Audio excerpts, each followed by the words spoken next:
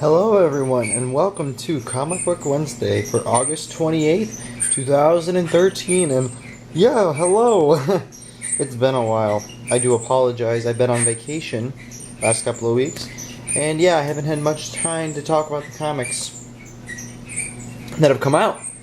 So, I do apologize, but we are back now and we have our good stack of comics. We have 4 comics today, 3 from DC, 1 from Marvel, as you can clearly see. The first one we have today is Thanos Rising, number 5. The conclusion to the Thanos Rising miniseries. I'm looking forward to it. The Thanos Rising number 1 was great. The other issues have been iffy, but I'm hoping that the conclusion is very powerful and impactful for Thanos since Infinity has already started. I want to see how that goes on and can't wait to check it out. But we're all done with Marvel already, so why don't we take a look at DC in our beginning one. Our first big one that we have is Justice League number 23, the conclusion to the Trinity War. And I've read the other 2 parts, JLA number, was it 6 or 7? I believe it was number 6 or 7, I don't remember, who cares. That was okay, I liked it. And JLD number 23 was great, I liked it. I'm kind of looking forward to the conclusion of this, but again, I'm ready for this to be over. I'm picking up Forever Evil issue number 1 next week, but that's pretty much it. After that, I think I'm going to probably be done with the series. But I'm looking forward to the conclusion of this. I see, around Pandora, it's very interesting, and I can't wait to see what's going to happen. Kinda, I guess. I don't know. After that, we have Injustice Gods Among Us issue number 8. I love this series to death. It's absolutely one of my favorite series out right now.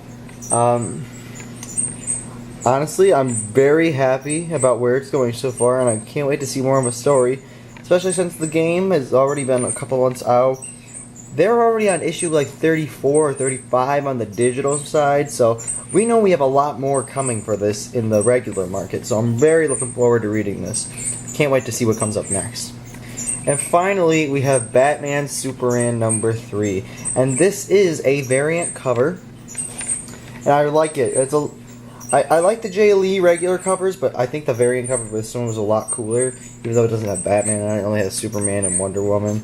But I'm looking forward to it. This is one of my favorite series going on right now, even though there's only 2 issues in. Now we're only 3, technically. But I want to see what happens.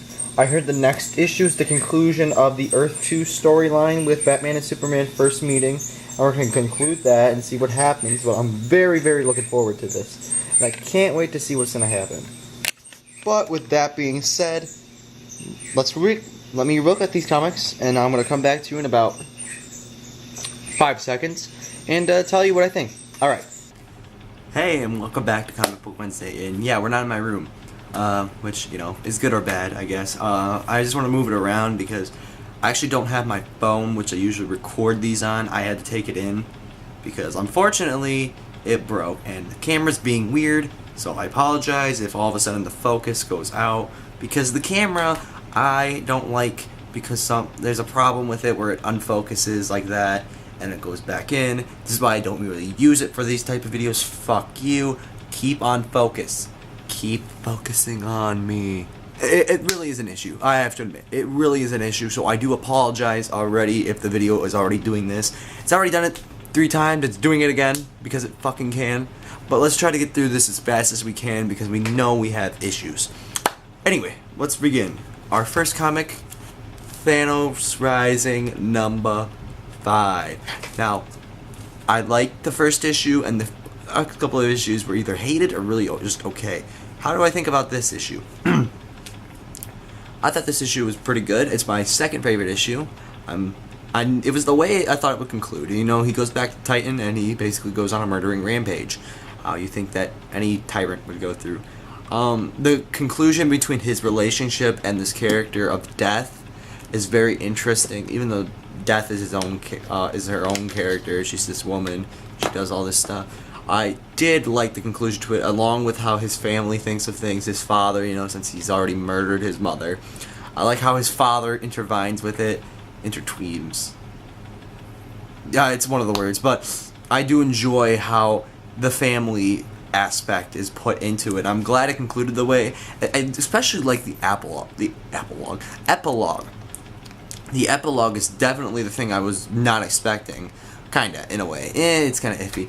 I also was hoping that it was a really kind of direct, more tie-in to Infinity, if you get my drift, because Infinity just came out. Don't you want to see, like, what he's doing right now before Infinity, kinda? Maybe he reflects upon what happened. But then again, it is kind of reflected in the epilogue, definitely. I do enjoy it. This was pretty good. But that's all for Marvel. Marvel was just good this week, it was just good. That's it. But DC, on the other hand, let's see what DC got. I just removed my Marvel hat. So, I apologize for this focus problem, guys. If I had the iPod, it probably wouldn't be as much of a problem. Anyway, Justice League number 23 is part 6 of the Trinity War. It's okay. I have to admit, the conclusion, you wouldn't be expecting it because no one is expecting it. The reason why Pandora's Box is like this way is because it's really freaking stupid, I have to admit. I honestly don't get it. Why it hurts everyone on Earth 1. You'll understand once you read it why I call it Earth 1. Why it hurts everyone on Earth 1 and certain characters aren't affected by it. John Constantine, of course, is not affected by the box whatsoever. Purposely because they need to make him alive so then this series of Justice League Dark can continue for the Forever Evil tie-ins. I don't know why they need to keep him alive. Probably because he's already like a dead figure as well. But then again, a dead man would technically be dead, but he's already dead, so why doesn't he just live? I like the fact that the box likes to drag in the characters. Like, the aroma around it, I guess, makes the characters want to get this box. But at the same time, it's kind of conflicting knowing that all these characters are all coming for one reason. And some characters aren't affected by it. Like Batman, of course, isn't affected by it because he knows that there's a problem. But definitely, there's some conflicting parts about it. Like, some characters you think shouldn't be affected by it. And the way it concludes, just, it's shocking, but at the same time, I'm picking up one issue of Forever Evil, but that's pretty much it. I really just, I don't want to read the rest of it. I honestly, it's just frustrating, I'll have to admit. And they say that the superheroes are dead after this issue. Not true. Absolutely not true. It's so bullshit. The taglines that they've used this whole series about how they're gonna fight each other and they're all gonna die and how it ties into Forever Evil, it's all bullshit on DC's part just to make you buy the fucking shit. I was really excited for this series because I thought that it might be going back to kind of the old series, but no, it's to expand the freaking series to make more books, so it just makes me kind of really pissed off. But that being said, let's move on to the next book before I get into a whole new rant. Injustice: Gods Among Us number 8. I love this series, and this book is no exception. This is a great book. I definitely love this book. This time around, Hawkgirl just got sent back up from Batman's lair, and, because Batman kidnapped her, and the real Hawkgirl's in his lair, but they sent up, I don't know, a duplicate or something else. And they go into it for a little bit thinking that she's out to get with them, but at the same time they just get away from it, which, is good or bad. But then they go into this whole thing where Lex Luthor explains how Superman is giving his key address about how he's trying to help the human race, or help the human race as most people look at it. So it's nice to see that. And then we get an attack from Apocalypse, and holy crap, is that cool. I don't want to spoil the rest of the book. Yeah, it's cool from there. I really, really enjoyed it. It's one of my definite pickups for the week. But however, let's look at the final book for the week before we pick it, to see if that is number 1. That is Batman Superman, issue number 1. Of course, yes, this is the variant cover with Superman and Wonder Woman. Earth 1 Superman and Wonder Woman. And this is the main thing I like about this storyline. It looks at both versions of Superman and Batman from both Earth 1 and Earth 2. There's a distinct storyline in here about how the Superman of Earth 2 and the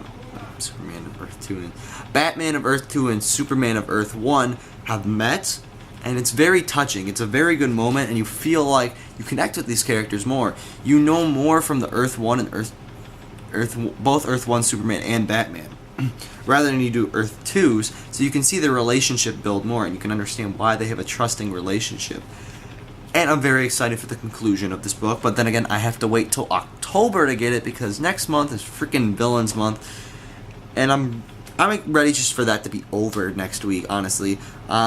It's gonna come and it's gonna go. That's it. Villains Month is just gonna, there you go. But I'm ready to fully take a look at the conclusion of this. This looks to be very concluding, and it's a great freaking book. Greg Pak and Jay Lee definitely have some of the best chemistry together, and the artwork again is fantastic for both sides, because they switch artwork between Jay Lee and Yildiraz Cinar. They switch between them, and they're both fit perfectly for the book. And yeah, I can't wait for the next issue, which I have to wait a month, or I can wait for 3.1, where it's just Doomsday, which is pretty stupid because Doomsday isn't even affiliated with this book. They just needed to throw Doomsday in there. Whatever. My point is, this is a great book. I recommend picking it up. But was it number 1? Let us take a look at our top 3 for the week. So, number 3. Let me turn around and then I'll show it to you. Surprise, surprises. You can't see it, right? Yeah? No? I'll turn it this way so you can't see. Alright, let's hope you didn't see that, so you won't get spoiled. But, number 3, Thanos Rising, number 5. Yes, the conclusion is great. The rest of the storyline is, iffy. The rest of the comics, so I'd rather just look at number 1 and number 5, even though you might be confused, but then again, there is a previously on, so I'd recommend looking at that, and if just picking up this one, because it's really cool. I really liked it. So number 2, making sure I have the right number 2, Injustice Gods Among Us, number 8. Great series storyline. It's usually in the top 3 every time I pick it up, because Tom Taylor knows what he's doing. He's definitely one of the writers over at DC that it gets the stuff done. He knows the characters, and since he's working with an Elseworld story, technically, because, this is a different parallel universe, he's working with it, so he can basically do whatever he wants, but continuing to stick to the storyline of the video game that came out, which is good. Hold on 1 second so you can get a better picture of it. Yeah, but this is great. I really did enjoy this issue. It worked! Yay! I recommend picking this up. At any time you can basically really, kind of jump on. At the same time you can't, but if you can't jump on, just message me and I'll tell you where we're at. Finally, our number 1, Justice League number 23, or Batman Superman number 3. I'm not even gonna go into this, because if I do, I'll go into a rant. I dropped the mouse. I really did enjoy this issue. I really love the storyline right now.